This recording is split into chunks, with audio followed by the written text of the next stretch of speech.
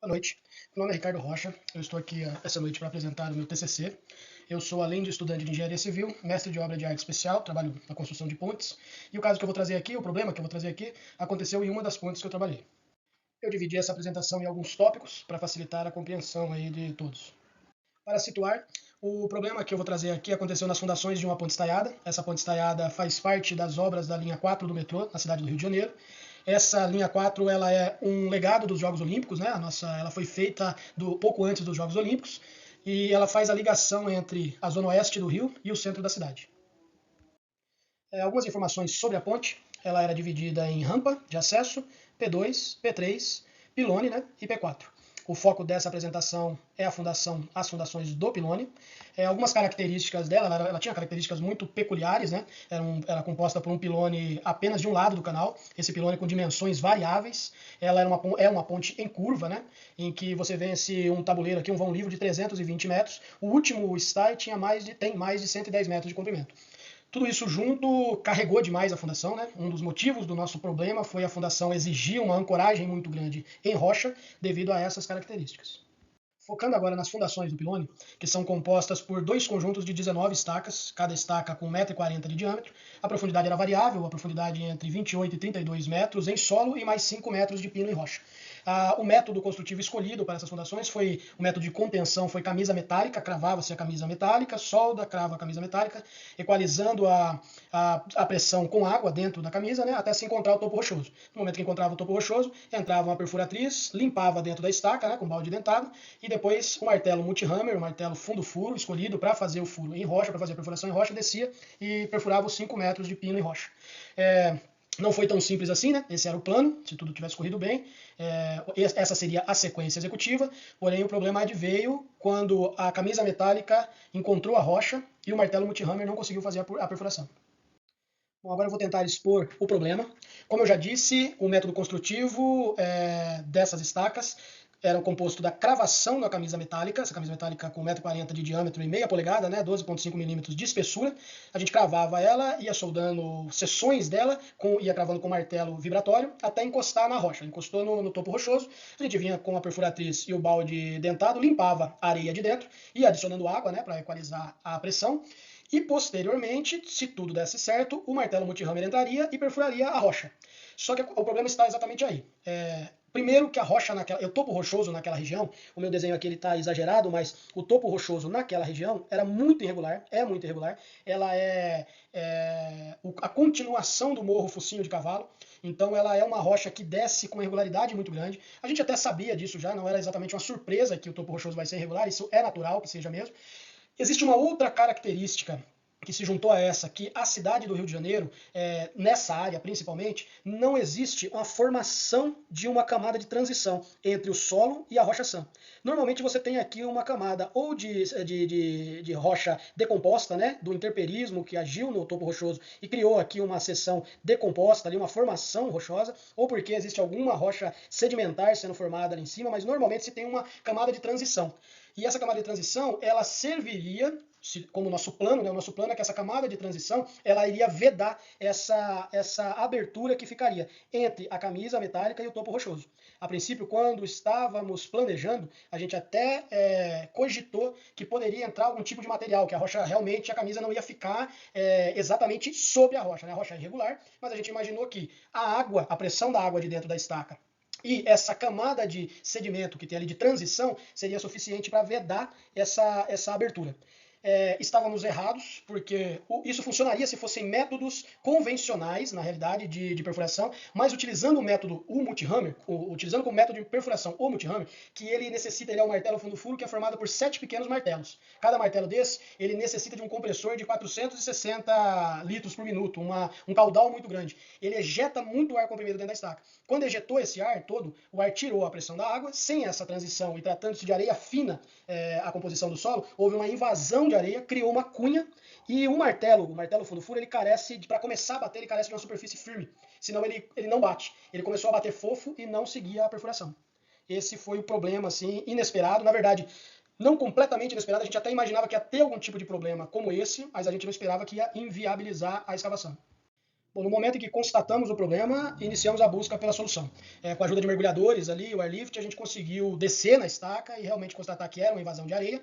E aí começamos a bolar sistemas ali para vencer esse problema. O primeiro, tivemos várias tentativas ali, muitas e muitas ideias. Eu trouxe aqui algumas, as principais delas. A primeira foi descer o airlift. O airlift é um equipamento que serve para limpar o fundo de estaca. A gente usa ar comprimido em um tubo a 45 graus que forma um vácuo e consegue limpar a ponta de estacas ali. Serve para a qualidade da estaca. Nesse caso, a gente desceu o airlift, limpamos a areia do fundo dela, conseguimos, com a ajuda da pressão da água, limpar realmente. Os mergulhadores desceram aqui, constataram que ficou limpo. A gente desceu o tubo tremonha, né, que é um tubo que serve para fazer a concretagem ali, a qualidade do concreto da estaca também. Descemos o tubo tremonha e conseguimos fazer um selo de concreto aqui. Esse selo foi feito com vários traços diferentes de concreto e a gente utilizou vários tempos, na verdade, de cura desse concreto, mas nenhum deles foi eficiente. A gente descia o martelo multihammer aqui, o martelo multihammer rompia esse selo, fraturava esse selo e a areia voltava a invadir.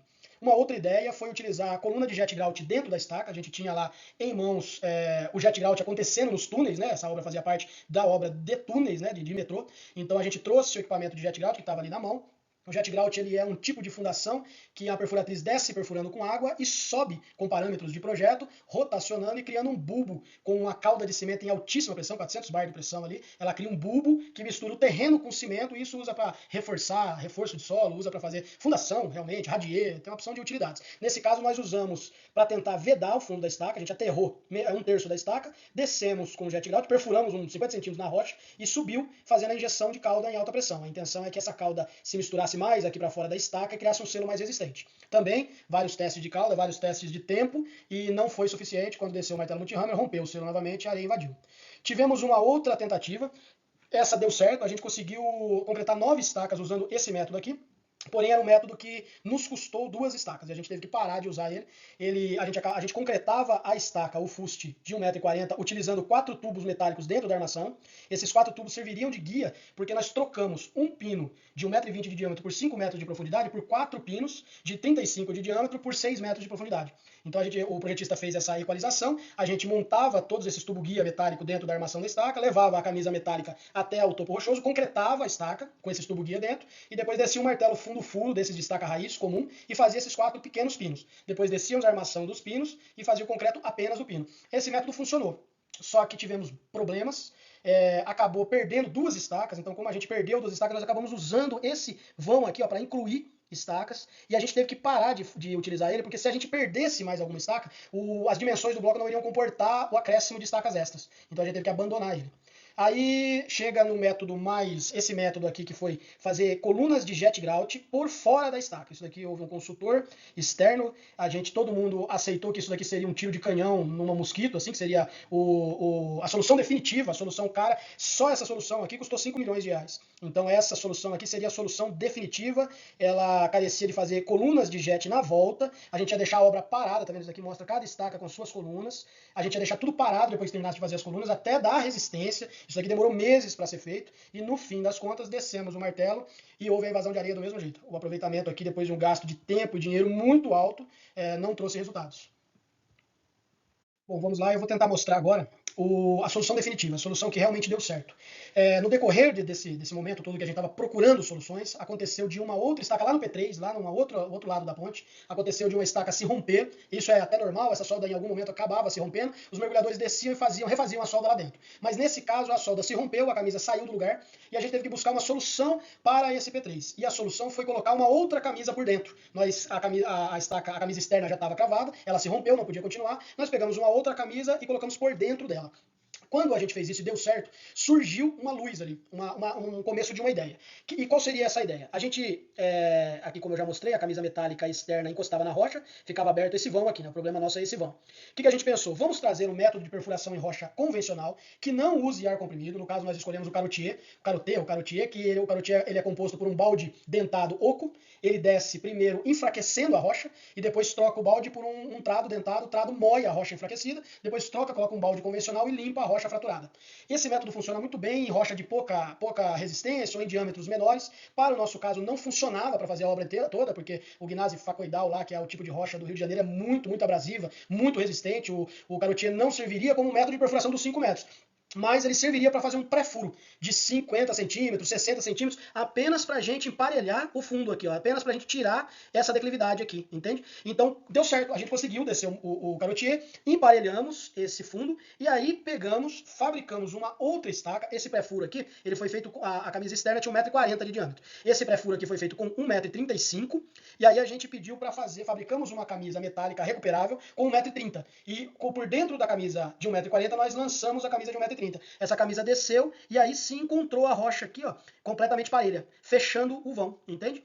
Ó, nesse desenho aqui dá pra ver a camisa metálica externa, né, de 1,40 m, o furo de 1,35 m, e a camisa interna desceu e encontrou a rocha parelha. Nesse caso a gente desceu o martelo multihammer, que tem 1,20 m de diâmetro, o pino em rocha era de 1,20 m, e aí ele conseguiu fazer a perfuração sem problema, não existia, a areia não conseguia invadir aqui. Esse foi um método que deu certo, um método definitivo. Todo o restante da obra foi feito com ele. Apesar de a gente ter sofrido um atraso de quase 6 meses, era uma obra que ela já era um prazo apertado, era um prazo de 30 meses para entregar essa ponte. A gente sofreu um atraso de 6 meses por conta desse problema. Imagina o quão desesperador foi isso, porque os Jogos Olímpicos chegando, essa ponte fazia parte da obra mais cara do Brasil para os Jogos Olímpicos para os Jogos Olímpicos e a Copa do Mundo, em torno de 10,4 bilhão de reais. Então a pressão sobre a gente estava muito grande. A gente, uma vez que conseguiu resolver esse problema, essa solução se mostrou eficiente, o martelo multihammer respondeu perfeitamente, fazendo uma perfuração desse pino de 5 metros de profundidade em algumas horas, variou ali em torno de 4, 5, 6 horas, mas a gente conseguia escavar 1 metro de rocha por hora. Isso é uma produtividade absurda, e no fim das contas conseguimos, sim, apesar desses 6 meses de atraso, a gente conseguiu sim entregar a obra, entregamos a obra no prazo, correu tudo bem ali, o trem rodou ali apenas 30 dias antes dos Jogos Olímpicos se iniciarem, mas deu tudo certo. Nessa época, a gente correu muito atrás, buscou muito alguma literatura, alguém que tivesse sofrido isso, esse tipo de problema, para a gente poder se espelhar, né, se inspirar pelo menos. Não conseguimos encontrar nada. O objetivo principal aqui desse material é ficar disponível aí para que, se um dia, né, alguém precisar, pode acontecer desse material aqui inspirar uma solução igual, já que o multihammer está sendo cada vez mais utilizado, né? Era um equipamento na época muito novo, não existia aqui no Brasil, mas agora está sendo mais utilizado. Eu gostaria de deixar meu agradecimento à professora Cristina, que foi minha orientadora aí durante todo o processo, desde a ideia, todo o desenvolvimento, a finalização, sempre disposta a ajudar aí com as opiniões e com as dicas. Muito obrigado, professora. Por último, eu fico à disposição de qualquer eventual dúvida. Boa noite, muito obrigado pela atenção.